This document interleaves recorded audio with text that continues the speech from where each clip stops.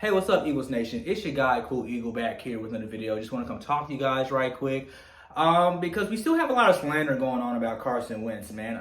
Like the quarterback of the future, as confirmed by Jeffrey Lurie in the press conference. You seen it, I seen it, we all seen it, right? So I don't have to take that jersey down, and we can just continue to move forward with the Carson Wentz and just how we're gonna rebuild this team around Carson Wentz.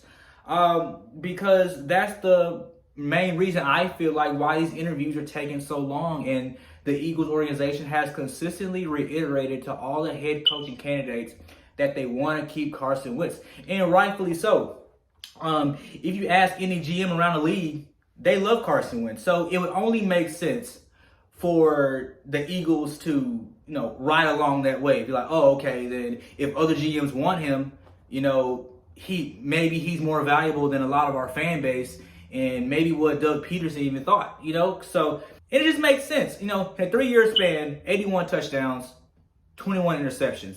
And then added this year, like 97 touchdowns, 36 interceptions. Still pretty good. He's the only Pro Bowler that we had in the last few years amongst these draft picks. And just the fact that, he had a bad year, and don't get me wrong. What he did this year as far as like not seeing open receivers and what have you, like throwing interceptions and fumbling the ball, it's inexcusable. But it can be fixed with the right kind of coaching that's going to keep him accountable and not try to be buddy-buddy with him, which is why, in a sense, it was good that Doug Peterson went away, because if Doug Peterson was allowed to stay on this team and, promote Press Taylor to offensive coordinator, a guy that's failed in his development of Wentz, maybe just because Wentz's attitude, and maybe he doesn't see Press Taylor as an equal, and rightfully so. Carson Wentz is an MVP caliber quarterback. He knows that. He's a Pro Bowler, second team All-Pro. But Carson didn't act like that, supposedly, because that's what the reports are saying. The reports are saying that he has an ego about himself. He makes excuses when he messes up. But my thing is, he didn't do that when he had the right kind of coaching around him. He wasn't doing that crap when Frank Reich and John DeFilippo won the Eagles. He wasn't doing that because they made him accountable. They were in his ear, letting him know, hey, dude, like, you're doing this wrong and you need to fix it. Because we know how talented you are, and we know that you can make these throws and make these plays and extend drives and move the ball downfield. And that's been clearly evident. 2017 MVP candidate, 2018 not finishing the season and still end up in top 100 and top 5 in a lot of major statistical categories for a quarterback. Again, not finishing the season. And then we move on to 2019, where he has the worst wide receiving core in the league. And then, the 26th ranked secondary, because we still had a good run defense, I felt like, but the secondary, even in Super Bowl year, is pretty bad. So that's a lot to work with for a quarterback, and he managed to come out that season with 27 touchdowns and 7 interceptions. The fumbles, yeah, but fumbles only matter if you lose them.